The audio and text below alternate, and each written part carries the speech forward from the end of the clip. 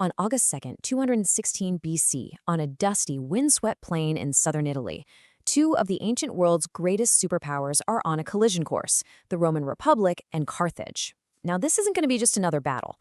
What we're about to see is a masterclass in tactical genius, a catastrophe of almost unbelievable proportions, and a moment that will literally define military strategy for thousands of years. This is the story of the Battle of Cannae. To really wrap your head around the sheer scale of Cannae, we have to start at the end. The Roman historian Livy, writing about it later, just perfectly captured the mood in Rome when the news finally trickled in. This wasn't just a loss, it was an existential crisis. It was a wound so deep it threatened the very idea of Rome. You see, they'd had setbacks before, sure, but this was something else entirely. It was an accumulation of misfortune, as Livy says, that would have absolutely broken any other nation. And this is why 70,000. Let that number just sink in for a second. That's the estimated number of Roman soldiers and their allies who were either killed or captured in the space of a single afternoon. To give you some perspective, that's on par with some of the bloodiest single days in all of human history, like the first day of the Somme in World War I. So the question that just hangs over all of this is, how on earth did this happen? Well, the psychological fallout in Rome was immediate and profound. We're talking absolute terror in the streets. Things got so desperate they went back to these ancient superstitious rites. Officials actually consulted these prophetic texts called the Sibylline books, and then they committed a truly horrifying act. They buried 4 people alive in the city's main square as a human sacrifice to try and appease the gods.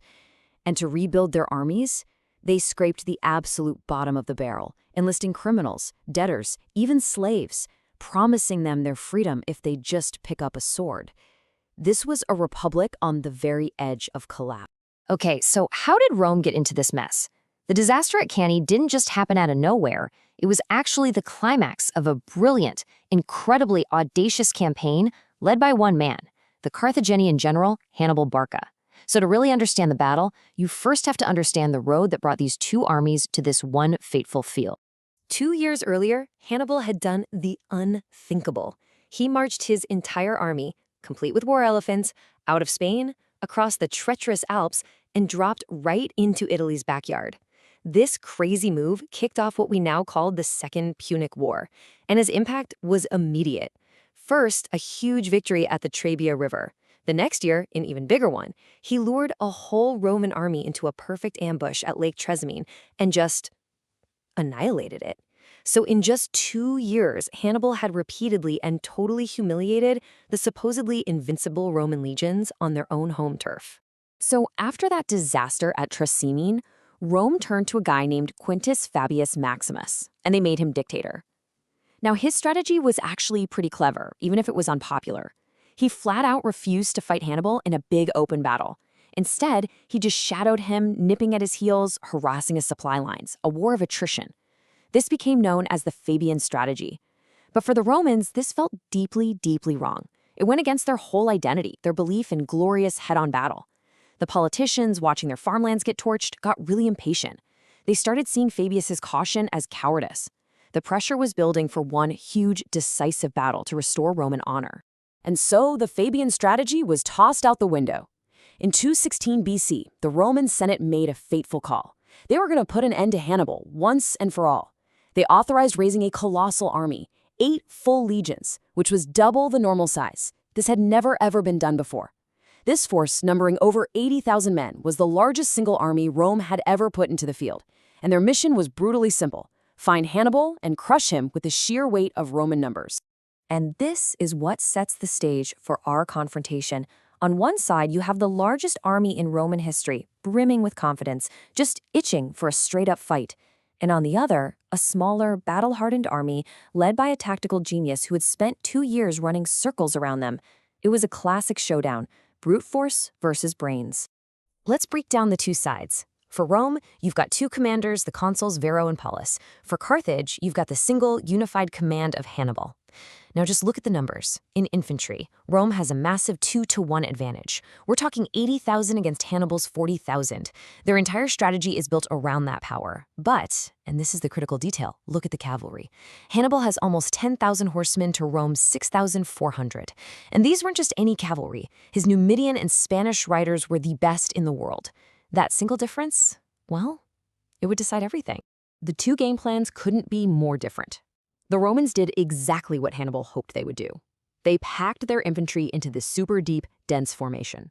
It was basically designed to be a human battering ram, to just punch a hole straight through the Carthaginian line. Hannibal, anticipating this, did the exact opposite. He deliberately made his own center line weak and thin, putting his less reliable Spanish and Gallic troops there. It wasn't designed to hold, it was designed to bend. He wanted the Romans to push forward, to think they were winning, and to walk themselves straight into his trap. And to make matters worse for Rome, their command structure was fatally flawed. The two consuls, Varro and Paullus, had to alternate command every single day, and they were polar opposites. Varro was reckless, aggressive, and just desperate for a glorious victory. Paullus was the cautious veteran, and he was rightly worried that this open, flat plain was perfect for Hannibal's cavalry. On August 2nd, the day of the battle, it was Varro's turn to be in charge. Meanwhile, Hannibal had absolute, unified control over his army and his trusted officers. You know, Hannibal didn't just accept this battle, he practically orchestrated it. First, he captured the main Roman supply depot at Cannae, which forced their hand. They had to come and fight him. Then he chose the ground with incredible care. The flat plain was, of course, perfect for his cavalry, but he also used a much more subtle weapon, the environment itself. He lined up his army so that the morning sun and a southeasterly wind would be at his back, blowing dust and grit straight into the faces of the advancing Roman legion. So the stage is set. All the pieces are in place. And what happens next is, without exaggeration, one of the most perfectly executed tactical maneuvers in the entire history of war. Let's break down exactly how Hannibal sprang his ingenious and absolutely terrible trap. All right, let's walk through the battle step by step. Step 1. The cavalry fight starts. On Hannibal's left wing, his heavy Spanish and Gallic horsemen just shatter the Roman cavalry facing them. Step 2. The center gives way. Just like he planned, Hannibal's weak center starts to fall back, pulling the eager Roman legions deeper and deeper into the pocket. Step 3. The flanks attack. As the Romans surge forward, Hannibal's elite African infantry, who he'd held in reserve on the wings, pivot inward and slam into their exposed sides. Step 4. The rear is sealed. Hannibal's victorious cavalry wheels around the battlefield and crashes into the Roman rear. And Step 5. Annihilation. The trap is sprung, the encirclement is complete, and the slaughter begins. There's this fantastic story from just before the battle. One of Hannibal's officers, a guy named Gisco, was apparently just stunned by the sheer size of the Roman army. And Hannibal, totally calm, just turns to him and says this. It was a joke, meant to break the tension. And it worked. Laughter rippled through the Carthaginian commanders. It just perfectly shows you Hannibal's supreme confidence in his mastery of psychology. He wasn't scared of their numbers. He saw them as part of his trap. Inside that encirclement, the battle became a living nightmare. The Romans were packed in so tightly that many of them couldn't even raise their arms to swing their swords. There was nowhere to run. The Carthaginian wall of men just systematically closed in, cutting them down from every single side. At the peak of the massacre, it's estimated that nearly 600 men were being killed every single minute. It was just this industrialized slaughter that went on for hours until darkness finally brought it to an end. So Hannibal had done it. He had achieved the perfect victory, a battle of annihilation that military commanders would study and dream about for centuries to come. He destroyed the largest army Rome had ever put together. And yet, he didn't win the war. And this is the great paradox of Cannae. I mean, this chart tells the whole tactical story right here. Roman losses were catastrophic. An entire generation of their fighting men just wiped out in a single day. Hannibal's losses, by comparison, were pretty light, around 6,000 men. From a purely military standpoint, it was one of the most lopsided victories in all of history. A win so complete, it looked like the war itself had to be over. So why wasn't it? Right after the battle, Hannibal's cavalry commander, a man named Hannibal, begged him to march on the now defenseless city of Rome. When Hannibal said no, Hannibal supposedly fired back with these famous, frustrated words. And that quote has echoed through history, really framing the whole debate about Hannibal's strategy. Did he miss his one great chance to win the war? But the truth is, Hannibal had some very good strategic reasons for his decision. For one, his army was exhausted. He didn't have the heavy siege equipment you need to break down the walls of a major city like Rome. And maybe most importantly, Rome wasn't totally defenseless. They still had legions in the city, and what seemed like a bottomless supply of new recruits. Hannibal's grand strategy was never really to sack Rome itself. It was to prove that Roman power could be beaten, which he hoped would cause all of Rome's allies to abandon them and join his side. And this is where Rome's greatest weapon was finally revealed: its incredible, stubborn resilience.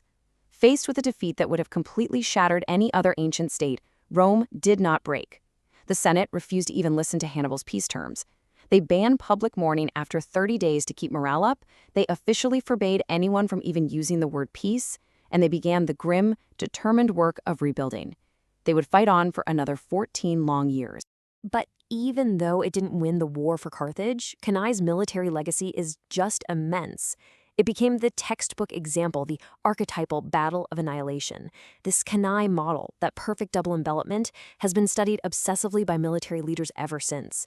Generals from Scipio Africanus, the very Roman who would eventually beat Hannibal, all the way up to Alfred von Schlieffen, who designed Germany's plan for World War I, have all tried to replicate its terrifying perfection. And what about Rome? Well, they learned the hardest lesson in their history.